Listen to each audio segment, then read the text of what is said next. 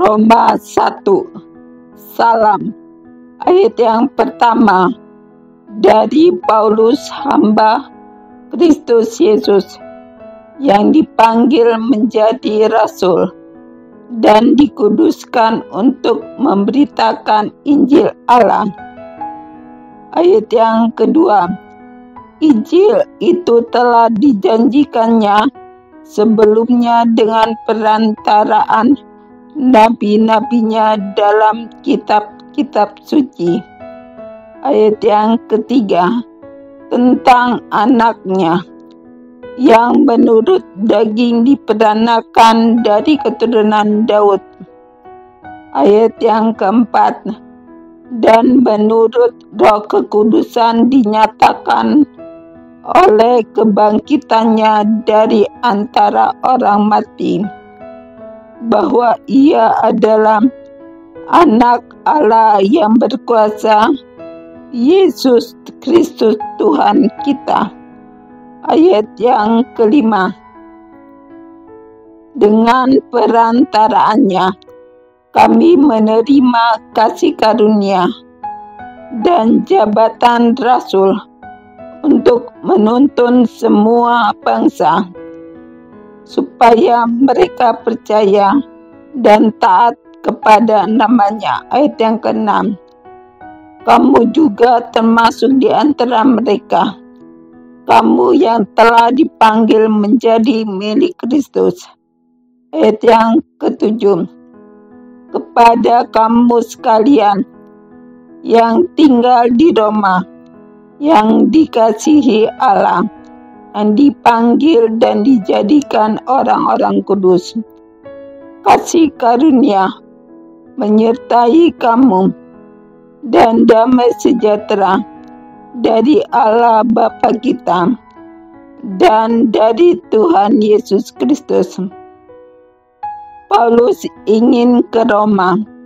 Ayat yang ke-8, pertama-tama aku mengucap syukur kepada Allahku oleh Yesus Kristus atas kamu sekalian, sebab telah tersiar kabar tentang imanmu di seluruh dunia. Ayat yang ke-9, karena Allah yang kulayani dengan segenap hatiku dalam pemberitaan Injil anaknya adalah saksiku, bahwa dalam doaku aku selalu mengingat kamu. Ayat yang ke-10, aku berdoa semoga dengan kehendak Allah aku akhirnya beroleh kesempatan untuk mengunjungi kamu. Ayat yang ke-11, sebab aku ingin melihat kamu untuk memberikan karunia rohani kepadamu, guna menguatkan kamu. Ayat yang ke-12, yaitu supaya aku di antara kamu dan turut terhibur oleh iman kita bersama, baik oleh imanmu maupun oleh imanku. Ayat yang ke-13, saudara-saudara, aku mau supaya kamu mengetahui bahwa aku telah sering berniat untuk datang kepadamu, tetapi hingga kini selalu aku terhalang, agar di tengah-tengahmu aku menemukan buah, seperti juga di tengah-tengah bangsa bukan Yahudi yang lain. Ayat yang ke-14, aku berhutang baik kepada orang Yunani maupun kepada orang bukan Yunani, baik kepada orang terpelajar maupun kepada orang tidak terpelajar. Ayat yang ke-15, itulah sebabnya Aku ingin untuk memberitakan Injil kepada kamu, juga yang diam di Roma. Injil itu kekuatan Allah. Ayat yang ke-16. Sebab aku mempunyai keyakinan yang kokoh dalam Injil. Karena Injil adalah kekuatan Allah yang menyelamatkan setiap orang yang percaya. Pertama-tama orang Yahudi, tetapi juga orang Yunani. Ayat yang ke-17. Sebab di dalamnya nyata kebenaran Allah yang bertolak dari iman dan memimpin kepada iman. Seperti ada tertulis, orang benar akan hidup oleh iman. Hukuman Allah atas kefasikan dan kelaliman manusia. Ayat yang ke-18. Sebab murka Allah nyata dari surga atas segala kefasikan dan kelaliman manusia yang menindas kebenaran dengan kelaliman. Ayat yang 19. Karena apa yang dapat mereka ketahui tentang Allah nyata bagi mereka, sebab Allah telah menyatakannya kepada mereka.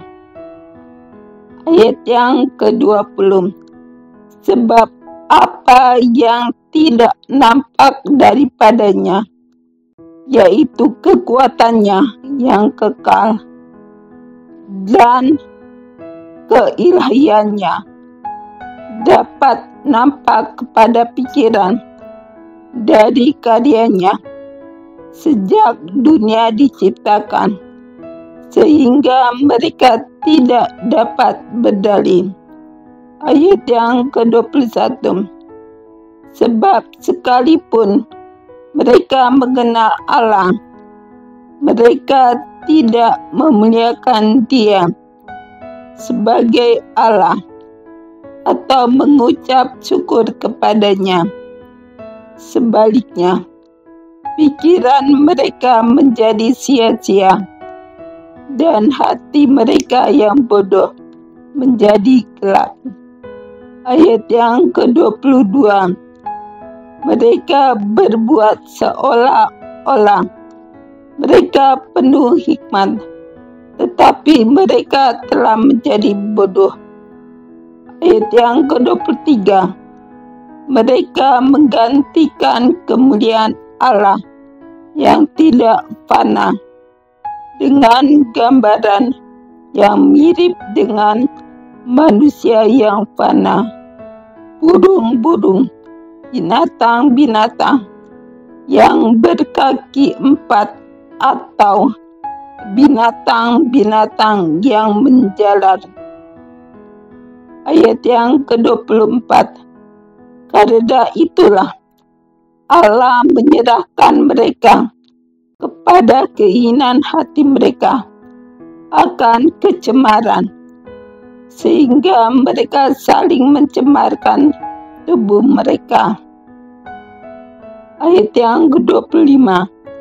Sebab mereka menggantikan kebenaran Allah dengan dusta dan memuja dan menyembah makhluk dengan melupakan penciptanya yang harus dipuji selama-lamanya. Amin.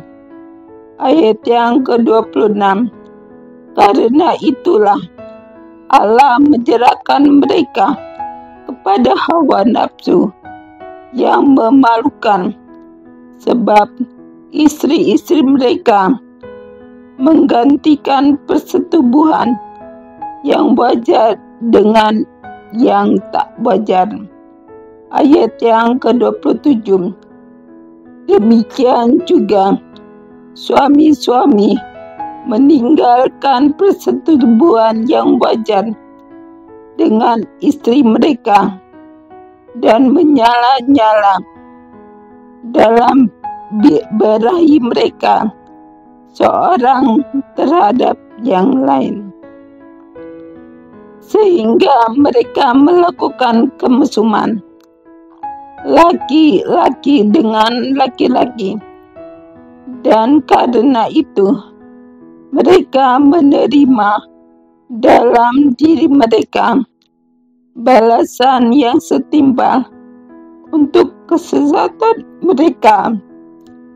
Ayat yang ke-28, dan karena mereka tidak merasa perlu untuk mengakui Allah, maka Allah menyerahkan mereka kepada pikiran-pikiran yang terkutuk, sehingga mereka melakukan apa yang tidak pantas.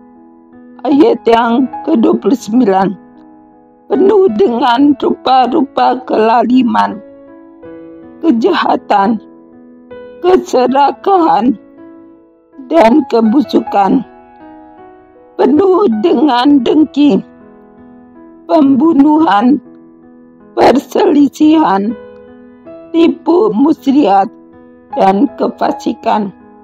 Ayat yang ke-30, mereka adalah pengumpat, pemfitnah, pembenci Allah, kurang ajar, congkak, sombong, pandai dalam kejahatan, tidak taat kepada orang tua.